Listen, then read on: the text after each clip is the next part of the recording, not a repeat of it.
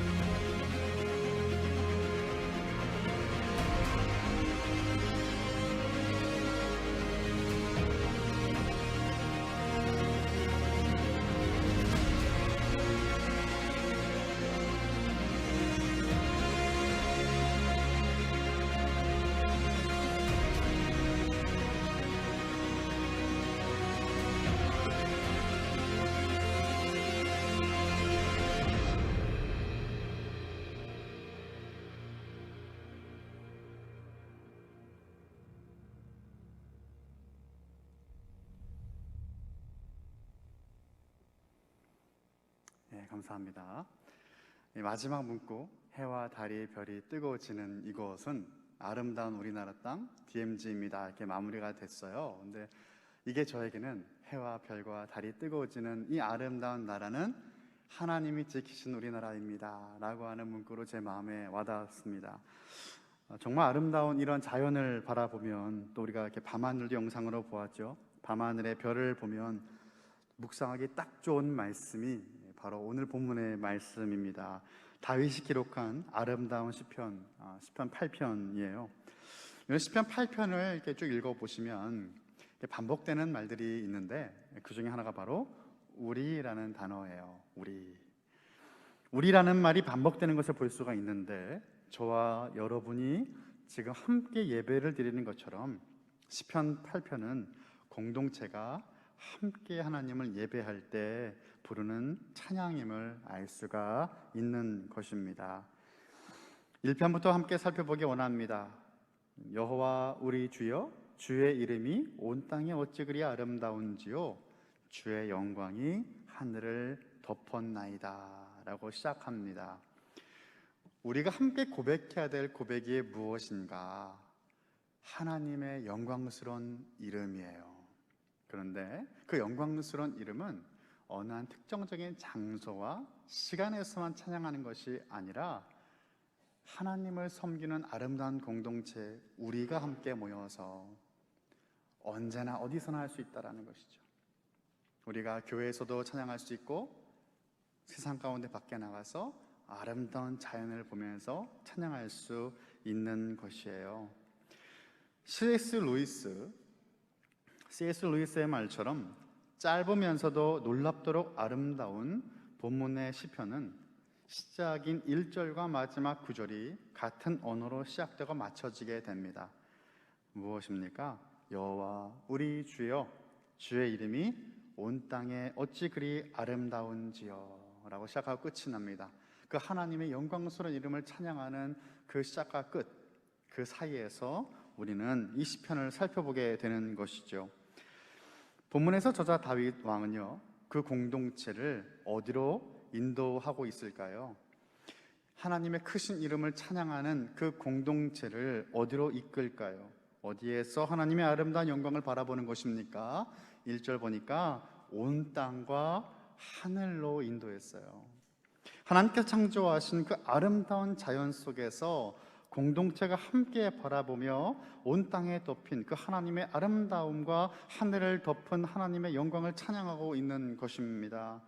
하나님이 창조하신 온 땅과 하늘의 모든 창조의 세계가 얼마나 장엄한지요 라고 감탄하는 것이에요. 어느 신학자가 이렇게 이야기했습니다. 길에 핀 작은 꽃송이 하나에서, 나무 잎사귀 하나에서 하나님을 깊이 만나는 사람이 그리스도인입니다 라는 말을 하였어요. 여러분은 얼마나 하나님을 향한 안테나가 민감하십니까?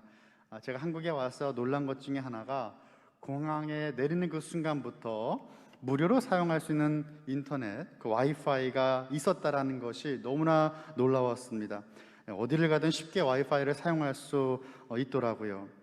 신앙의 그 안테나가 좋을수록, 신앙의 와이파이의 기능이 좋을수록 더욱더 선명한 하나님의 형상을, 하나님을 발견할 수 있게 되는 것입니다. 아름다운 자연을 보면서 하나님을 만나는 감격이 무뎌졌거나 사라졌다면 그것은 우리의 영성에 문제가 있다는 것을 보여주는 것이에요. 자연을 보면서 이쁘구나라고 끝나지 마시고 그 가운데 하나님의 지문을 발견하시기를 축복합니다. 하나님께서 이 땅을 창조하셨어요. 모든 하나님의 손자국이 남아있는 것입니다. 다시금 우리가 하나님께로 더욱더 나아가 친밀한 관계를 형성하고 회복되는 우리 칼빈교회 모든 성도님들 되시기를 간절히 소원합니다. 오늘 말씀을 통해서 우리가 배울 수 있는 세 가지의 가르침을 여러분과 나누고 싶어요. 첫 번째는요, 하나님은 가장 연약한 자들을 통해서 하나님의 영광을 나타내십니다. 하나님은 가장 연약한 자들을 통해서 하나님의 영광을 드러내고 계세요. 강한 자들이 아닙니다. 강한 나라가 아니고요, 강하다고 생각하는 이들이 아니에요. 연약한 자를 통해서 하나님은 역사하세요. 2절을 보면 하나님은 하나님을 대적하는 자들의 교만함을 잠잠하게 하시며 겸손케 하기 위해서 어떤 이들을 세우고 계십니다. 2절을 읽어보겠습니다. 주의 대적으로 말미암아 어린 아이들과 젖먹이들의 입으로 권능을 세우시며 이는 원수들과 보복자들을 잠잠하게 하려 하심이니이다. 아멘.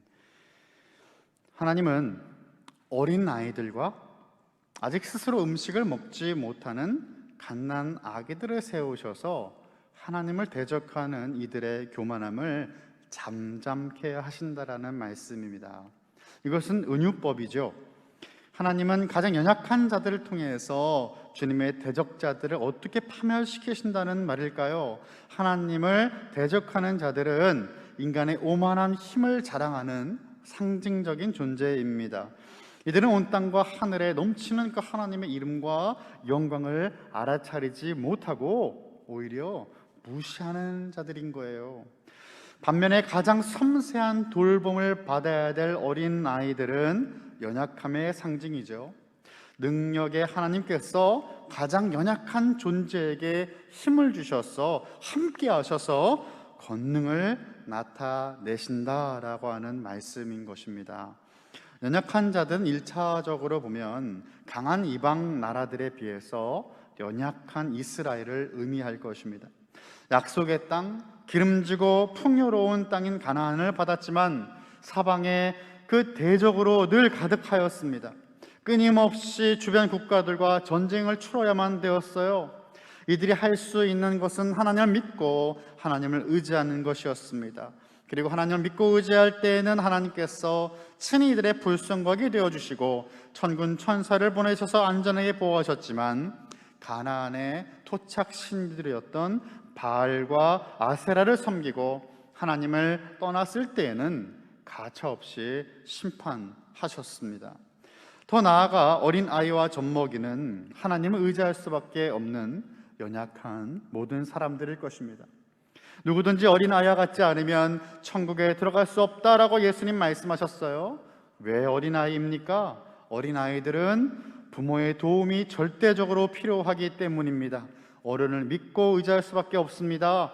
하나님을 믿는 모습은 어린 아이와 같아야 됨을 예수님은 말씀하신 것입니다. 예수님께서 이 땅에 오셨을 때 예수님 영접한 이들은 호의호식하며 잘 먹고 잘 살던 고위 계층들이 아니었습니다. 바리새인들, 사두개인들과 같은 사회 지도층들은 하나같이 예수님이 자신들의 위치를 위협하고 권위를 떨어뜨리게 한다라고 하여서 예수님을 죽이려고 하였어요. 예수님은 어린 아이들이 예수님의 그 예루살렘 입성을 호산나라고 외치면서 찬양할 때 이 말씀을, 오늘 본문의 말씀을 인용하셨습니다. 마태복음 21장 15절부터 16절의 말씀을 제가 읽겠습니다. 대제사장들과 서기관들이 예수께서 하시는 이상한 일과 또 성전에서 소리질러 호산나 다윗의 자손이여 하는 어린 이들을 보고 노하여 예수께 말하되 그들이 하는 말을 듣느냐? 예수께서 이르시되 그렇다. 어린 아기와 젖먹이들의 입에서 나오는 찬미를 온전하게 하셨나이다 함을 너희가 읽어본 일이 없느냐 하시고. 아멘. 예수님을 찬양하는 어린 아이를 보며 분노하는 대제사장들과 서기관들에게 우리 주님은 시편 8편의 말씀을 떠올리게 하시는 것입니다. 여러분, 예수님의 친구들이 누구였습니까? 죄인이라고 손가락질 받았던 세리들, 더럽다라고 취급받았던 창녀들, 굶어 죽든 말든 누구의 관심도 받을 수 없는 과부와 고아들이 바로 예수님의 친구들이었어요. 하나님은 스스로를 어른으로 여기는 교만한 사람들을 기뻐하지 않으십니다. 여러분은 하나님 앞에서 하나님 필요 없는 강한 사람이십니까? 아니면 하나님을 의지할 수밖에 없는 연약한 존재입니까?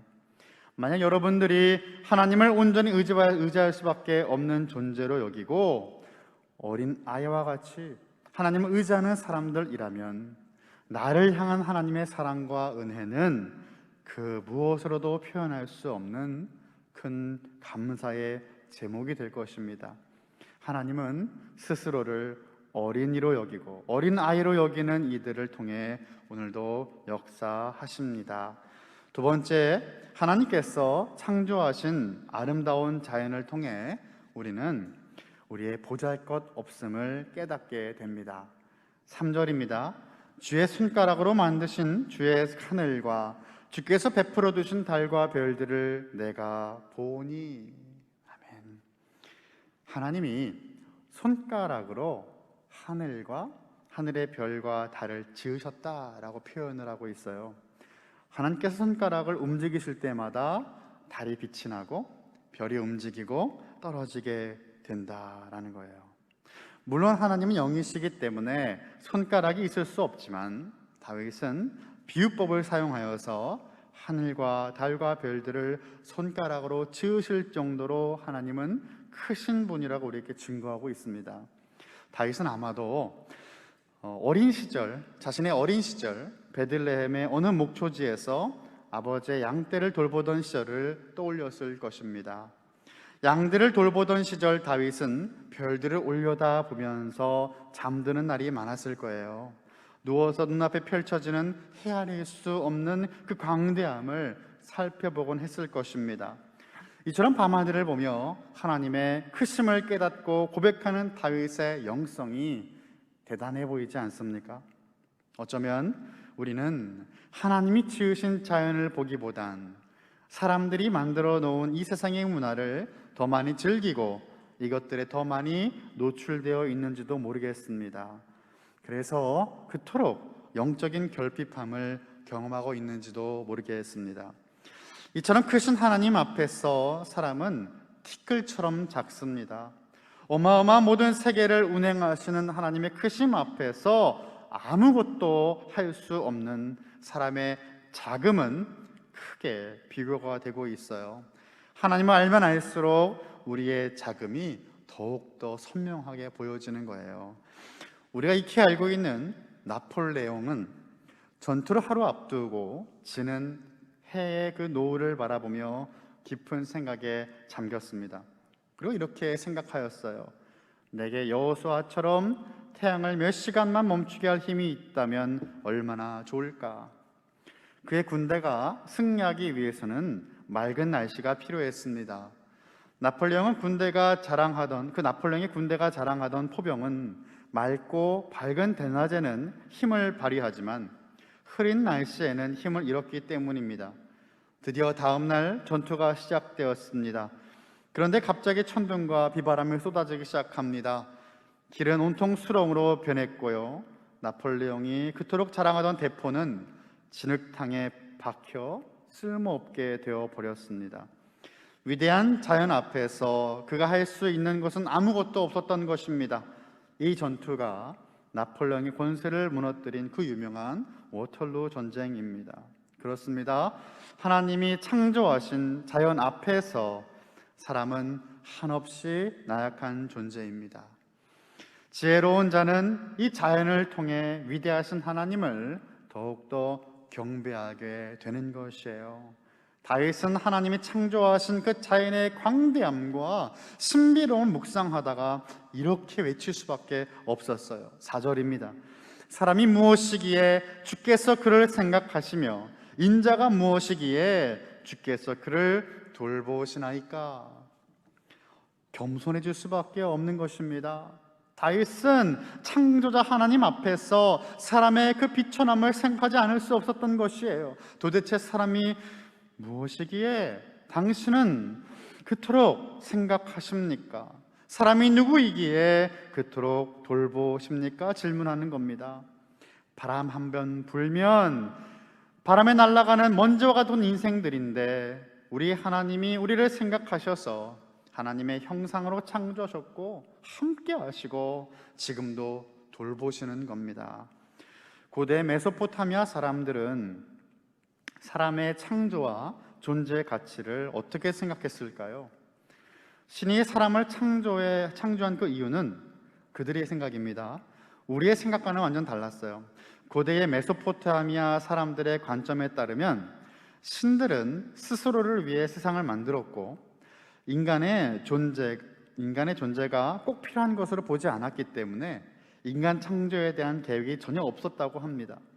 고대 메소포타미아 신들이 인간을 창조한 이유는 단 한 가지였는데 자신들을 위해서, 자기들이 하기 싫은 힘든 노동을 시키기 위해서 이를 부려먹으려고 창조했다라는 것이에요.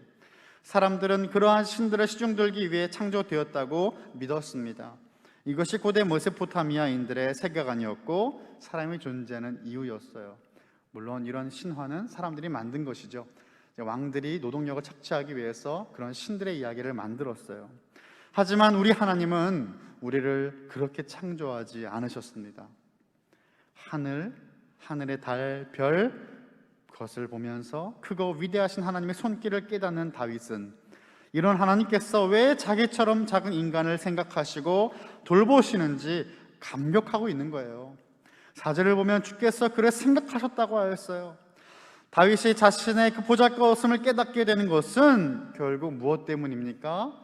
하나님의 생각 때문이었어요. 하나님의 생각. 여러분, 노아의 홍수 때에 하나님은 노아를 기억하셨어요. 또한 소돔과 고모라의 멸망 때에 하나님은 아브라함을 생각하셨습니다. 그래서 조카 롯을 구원하셨죠. 여기서 사용된 히브리어는 모두 자칼이라는 단어예요. 자칼은 생각하다, 기억하다라는 단어입니다. 하나님께 생각하셨다, 기억하셨다라고 하는 말은 우리의 구원과 연관된 단어예요. 하나님 우리를 생각하셨고 기억하셔서 우리는 구원받았습니다. 이것입니다. 그리고 4절의 후반부를 보면 인자가 무엇이기에 주께서 그를 돌보시나이까 라고 말씀합니다. 돌보다 라고 하는 말 역시 하나님의 구원과 관련된 단어예요. 출애굽기 3장 16절을 봅니다. 너는 가서 이스라엘의 장로들을 모으고 그들에게 이르기를 여호와 너희 조상의 하나님 곧 아브라함과 이삭과 야곱의 하나님이 내게 나타나 이르시되 내가 너희를 돌보아 너희가 애굽에서 당한 일을 확실히 보았노라. 아멘. 이스라엘 백성들이 400년 동안 애굽에서 종살이할 때에 하나님은 그저 방관만 하지 않으셨다라는 거예요. 그들이 울며 부르짖을 때 돌보아 주셨다라는 것입니다. 그들이 당한 일들을 확실히 보셨다라는 거예요. 돌보셨다라는 것은 어떤 말입니까? 부모가 자녀를 돌보는 것이죠. 아이는 부모가 자기를 돌보는지 모를 때가 있어요. 하지만 부모는 자녀에게 그 시선을 조금도 뗄 수 없는 것입니다. 단 한순간도 뗄 수가 없습니다. 그래서 하나님의 아가페 사랑과 가장 비슷한 사랑이라고 할 수 있는 것이 부모의 내리사랑이에요. 하나님은 사람을 생각하시고 돌보시며 구원하십니다. 저와 여러분이 보잘것없지만 특별할 수 있는 이유는 하나님의 특별한 관심과 돌봄 때문입니다. 마지막 세 번째, 하나님의 사랑으로 우리는 하나님의 존귀한 자녀가 되었습니다. 비천하고 형편없는 우리를 돌보시고 생각하시는 하나님의 사랑으로 우리는 하나님의 자녀라는 그 존귀한 자들이 되었어요.